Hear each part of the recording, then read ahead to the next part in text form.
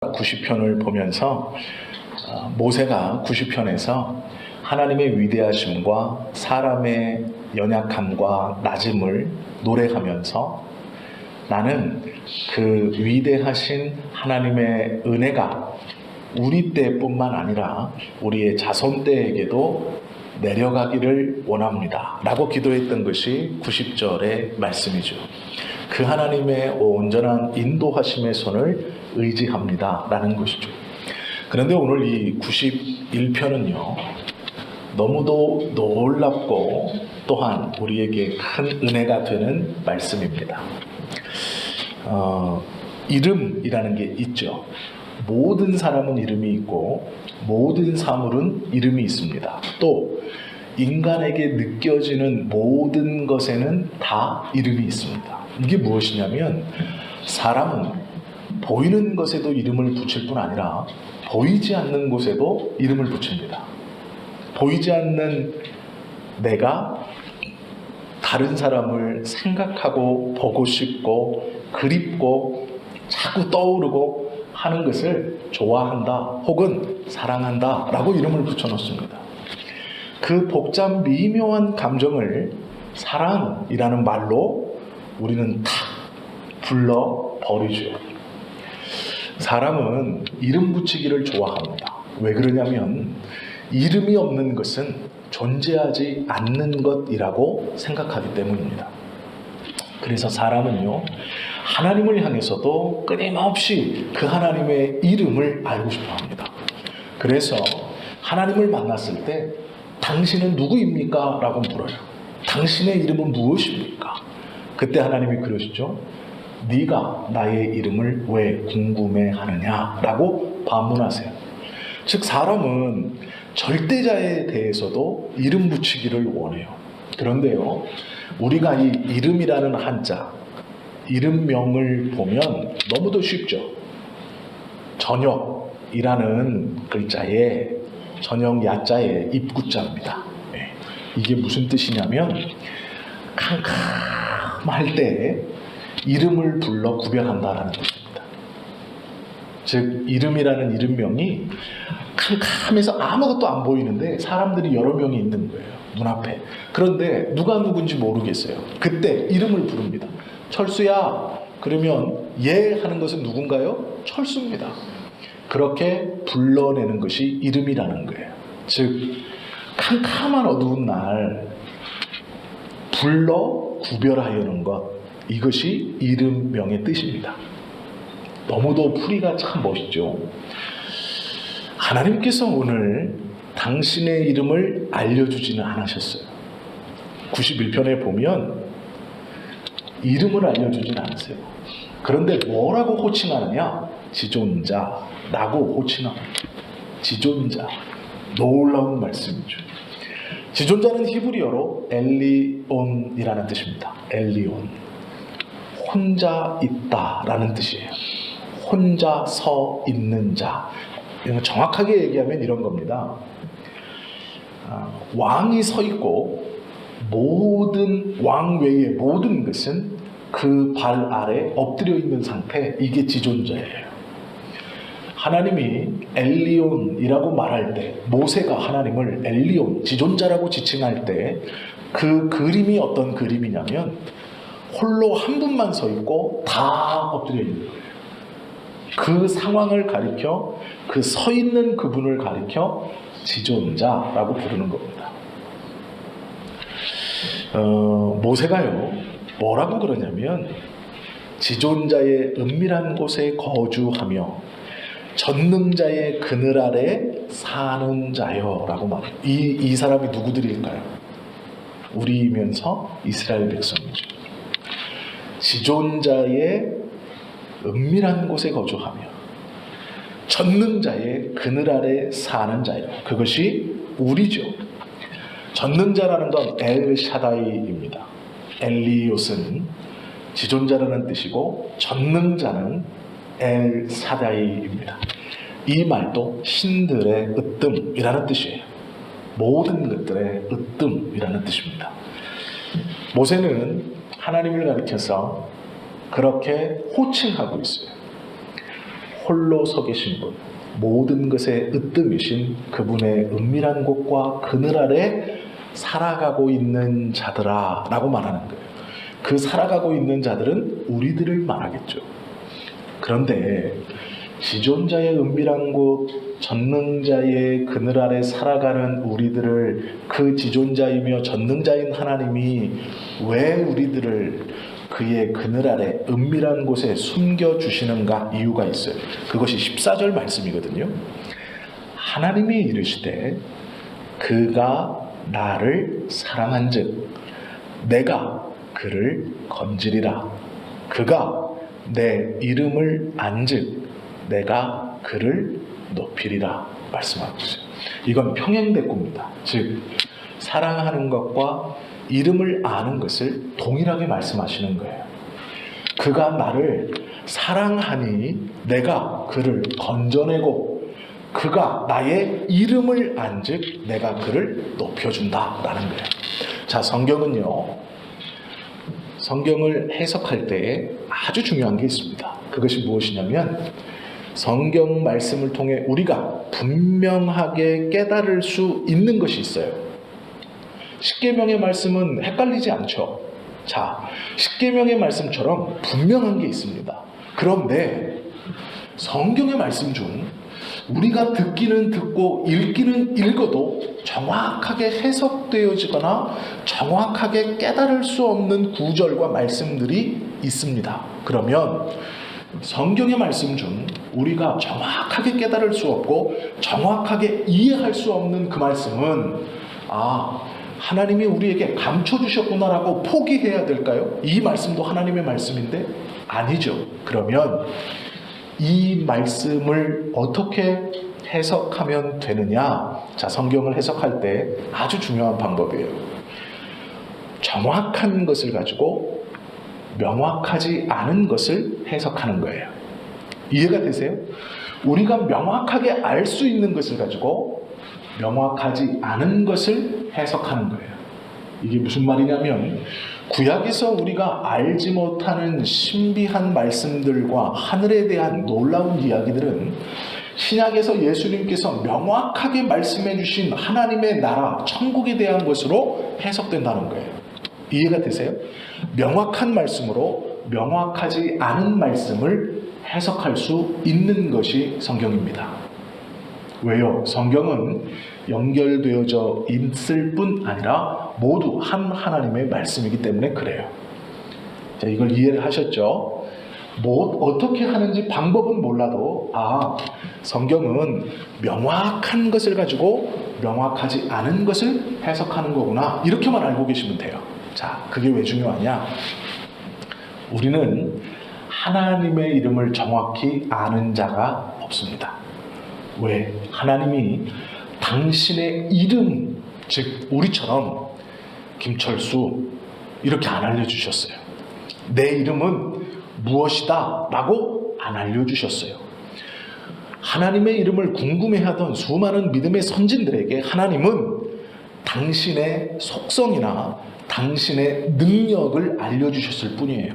즉 나는 지존자다, 나는 절대자다, 나는 무소불위하다, 나는 스스로 있는 자다, 나는 질투하는 자다. 이것은 뭔가요? 이름이 아니에요. 상태예요. 상태. 그분의 능력, 그분의 상태, 그분의 여러 특징 중 한 부분이에요. 이해가 되셨죠?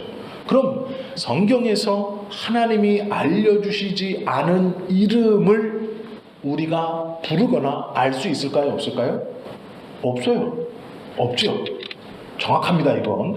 그러면 오늘 14절 말씀 보시면 하나님이 이르시되 그가 나를 사랑한즉 내가 그를 건지리라 말씀하셨어요. 그리고 그 뒤에 그가 내 이름을 안즉 내가 그를 높이리라 말씀하셨어요. 그러면 가만히 보세요. 사랑하는 것과 이름을 아는 것을 평행구절로 놓고 같은 권위를 주신 거예요.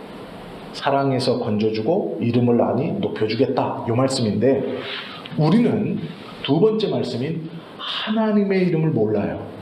그렇죠? 그런데 하나님을 사랑하는 것은 무엇인가 알 수 있어요. 그건 명확하게 예수님께서 말씀해 주셨어요.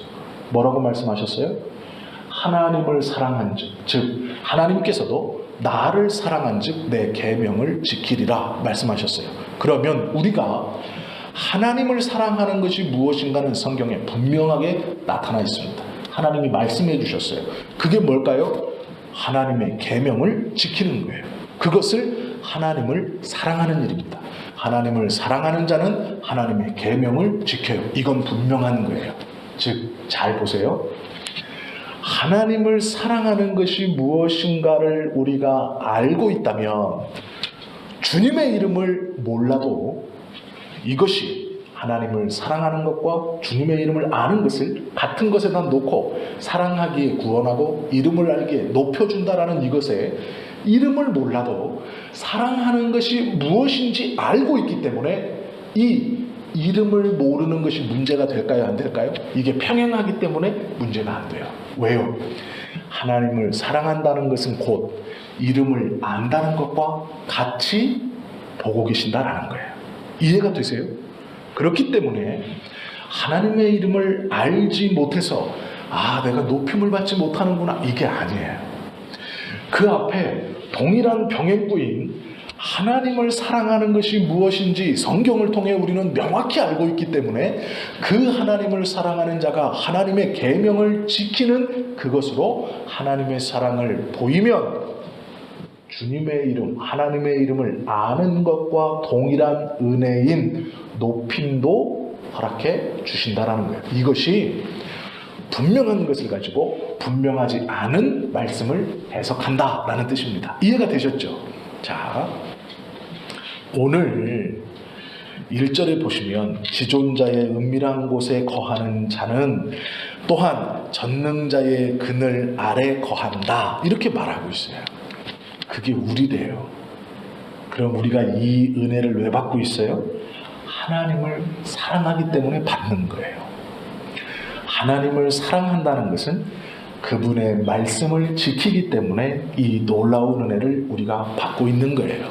그러면 이것을 받고 있을 뿐만 아니라 하나님은 높이겠다라고 약속해 주신 것과 같은 것이죠.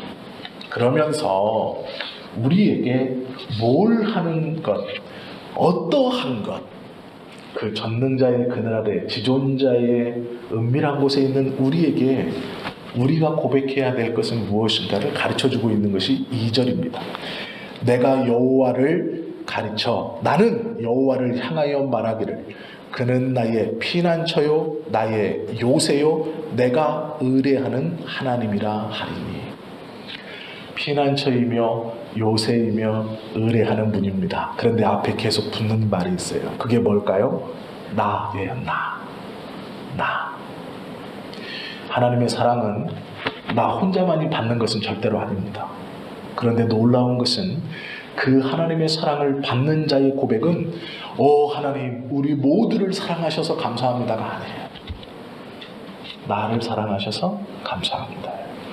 하나님의 사랑은 모든 사람, 우리 이스라엘 공동체, 믿음의 공동체에게 하나님의 사랑이 내린다는 것을 우리가 모르지 않습니다.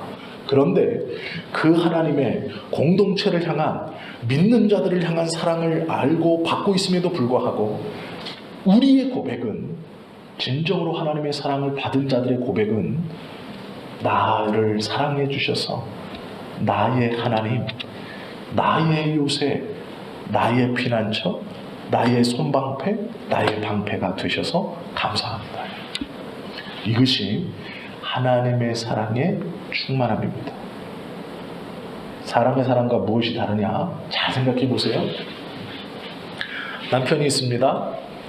어느 날 다른 여자를 데리고 와서 이렇게 말하는 거예요. 똑같이 사랑해. 이해가 되세요? 똑같이 사랑해. 그러면 어떻게 느끼겠어요? 그래요. 그럴 수 있죠. 나도 충분히 사랑받고 있고 이 사람도 충분히 사랑해 주세요. 당신은 그렇게 사랑이 많은 사람이에요. 이럴 수 있어요? 없어요.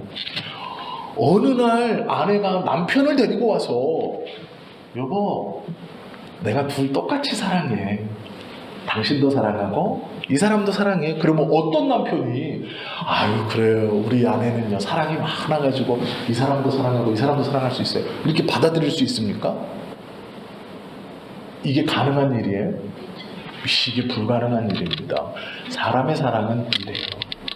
그런데 하나님의 사랑은 아닌 거예요. 분명히 우리는 압니다. 하나님은 모든 믿는 자들을 사랑하시고 그 모든 자들을 돌보신다는 것을 우리는 알아요. 하나님도 또한 분명히 그렇게 말씀하세요. 그런데 놀라운 것은 그 사랑을 받는 우리는 그 사랑이 얼마나 크고 얼마나 충만한지 나를 사랑하시는 하나님이라고 얘기해요.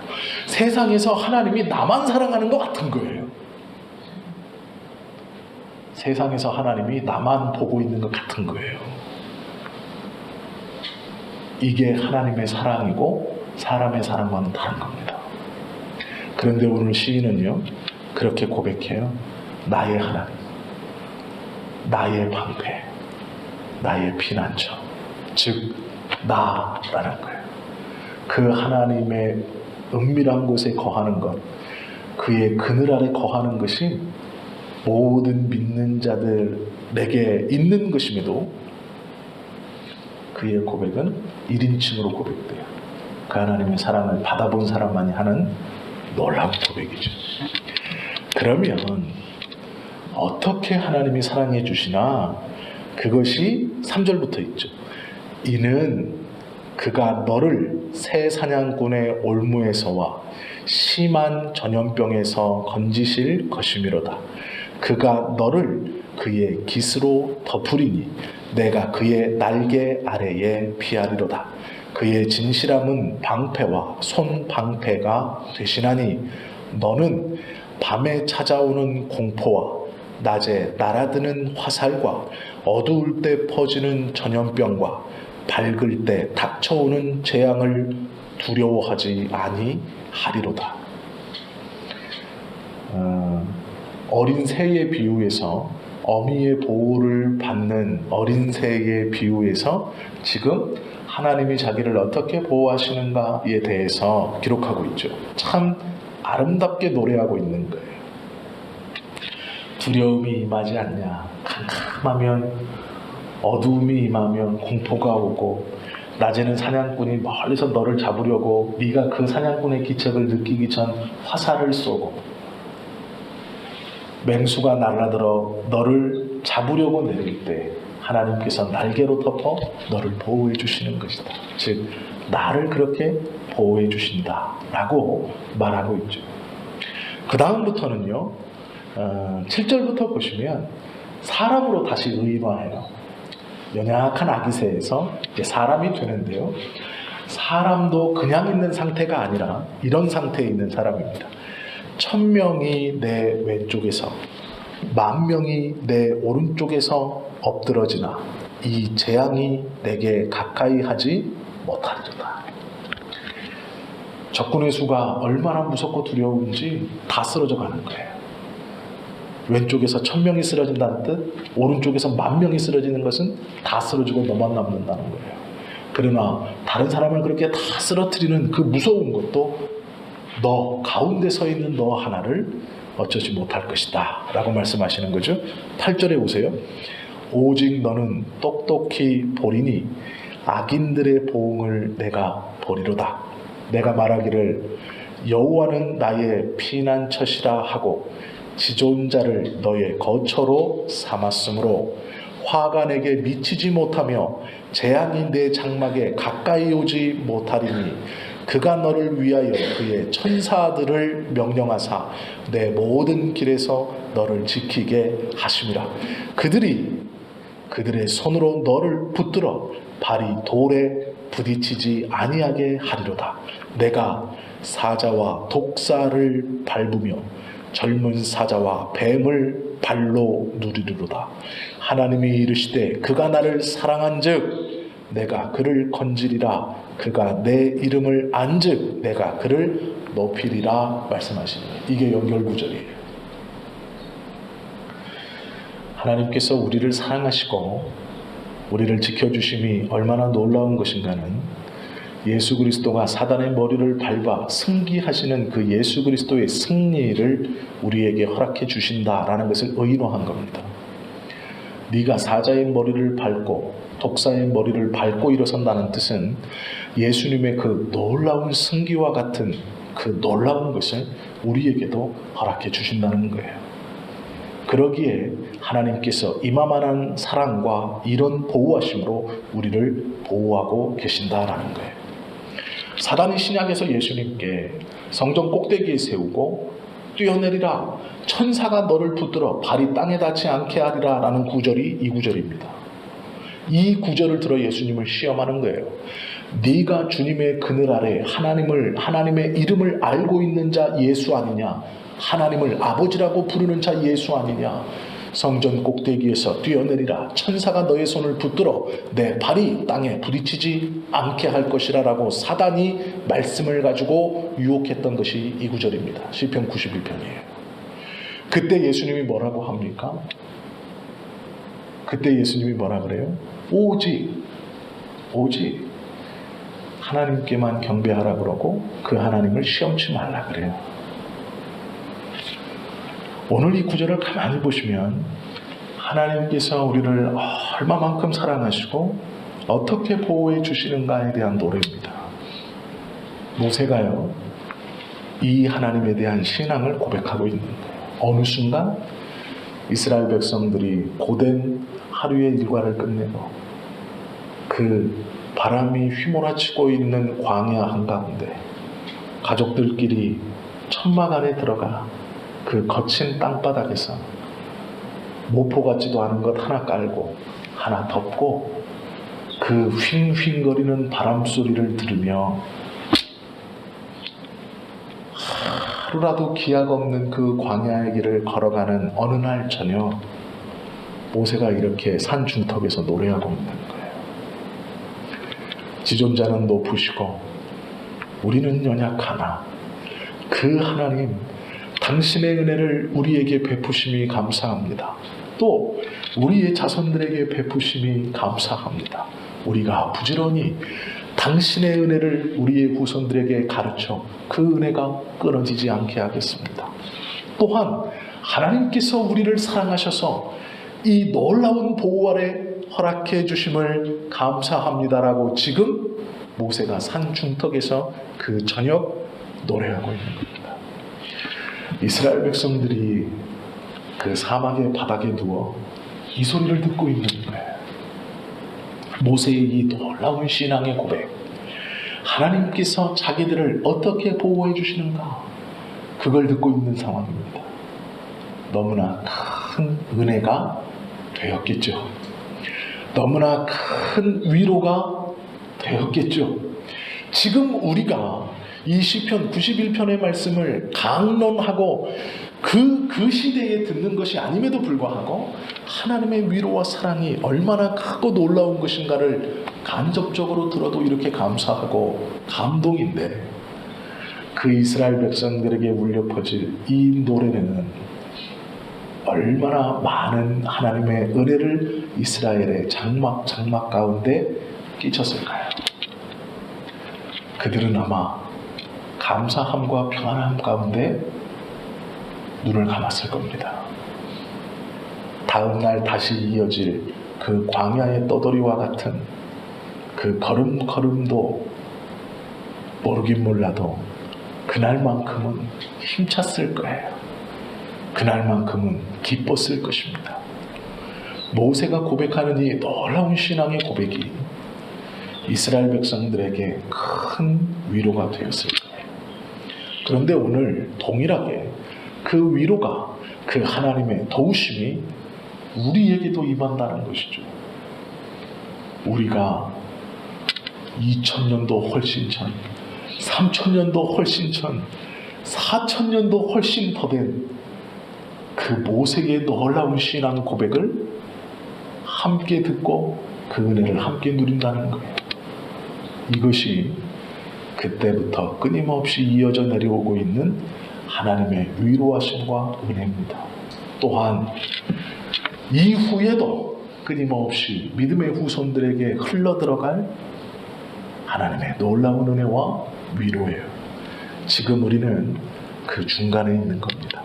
그 중간에 서서 우리의 어쩌면 두려운 심령에, 황폐한 심령에 울컥울컥하는, 말로 다 할 수 없는, 다 표현할 수 없는 우리의 영혼에 그 하나님의 위로하심이 들려지는 것이죠. 이것이 하나님의 은혜입니다. 하나님이 당신을 사랑하는 자들에게 주시는 놀라운 하나님의 사랑의 표현입니다. 이 말씀을 알지 못하면 그저 하나님은 나의 필요를 채워주는 사람, 내가 원하고 바라는 것만을 허락해주고 내가 잘 보여야, 손이 발이 되도록 싹싹 빌면서 치성을 드려야 작은 것을 하나 허락해주는 그러한 분, 내가 내 삶에서 조금만이라도 삐끗하면 두 눈 부릅뜨고 지켜보고 있다가 멜만 때리려고 하는 그 두려운 분으로 오해하기 쉽다는 거예요. 하나님은 놀라운 은혜를 주시는 분이시고 그 은혜 안에 하나님의 사랑을 끊임없이 우리에게 허락해 주시는 분이죠. 그 사랑을 받고 있는 우리는요, 그 사랑이 끊어지지 않기 위해서 하나님의 이름은 모를지언정 하나님에 대한 사랑을, 즉 하나님의 말씀을 지켜가기를 쉼없이, 그리고 우리의 환경과 여건이 아니라 주님의 뜻이기에 그 사랑을 우리의 삶으로 증거하며 살아가야 하는 이유입니다. 하나님이 우리를 사랑하시기에 이 놀라운 위로가 우리 안에 있기에 우리는 쉼없이 하나님의 말씀을 지켜야 하는 것이죠. 하나님의 이름을 아십니까? 몰라도 상관없어요. 정확하게 그분의 이름을 알려주지 않으셨지만 하나님의 마음을 우리는 알아요. 하나님께서 베풀어 주시는 은혜를 압니다. 그리고 무엇보다 하나님을 사랑하는 것이 무엇인가? 성경은 분명히 기록하고 있습니다. 그것을 안다면 하나님의 뜻에 순종하는 우리는 이 하나님의 놀라운 사랑을 끊임없이 받을 수 있는 자격이 되는 것이고, 그 자격을 가진 우리는 하나님은 내 자녀다 말씀하고 인정해 주신다는 것이죠. 이 시간 우리가 소수이지만 걱정하거나 불안해하지 마십시오. 우리가 주님의 말씀을 온전히 붙들고 있고 또한 하나님의 말씀을 잘 전하고 있다면 하나님께서 이 말씀에 갈급한 영혼들, 필요한 영혼들을 보내주실 겁니다. 또한 그렇지 아니한다 하여도 우리 안에 놀라운 삶의 변화와 은혜로 말미암아 하나님께서 우리 가운데 임재해 주셔서 우리의 영혼을 붙들어 주실 것입니다. 우리의 눈이 어느 것을 보고 있느냐에 따라서 우리의 삶과 우리의 마음이 바뀔 것이다 라는 것이죠. 하나님은 지금도 살아계십니다. 말씀대로 역사하시는 분이시죠. 과거에도, 지금 현재에도, 그리고 미래에도 동일하신 하나님이십니다. 하나님의 의로움, 공평하심을 우리가 믿고 있다면 또한 그 하나님께서 보내사 우리를 구원케 하기 위해 십자가에 달리신 예수 그리스도의 그 십자가의 희생을 온전히 믿고 있다면 우리는 하나님께서 말씀해 주신 이 놀라운 보호하심, 사자와 뱀의 머리를 밟아도 그 두려움 가운데서도 하나님의 은밀한 곳과 하나님의 날개 그늘 아래 보호하심을 받는 우리의 영혼이 될 것입니다. 그 은혜를 한시도 끊임없이 받아 누리시는 저와 여러분 다 되실 수 있기를, 아니 되셔서 이미 받고 있으니 감사하는 우리가 되실 수 있기를 예수님의 이름으로 축원합니다. 기도하시겠습니다.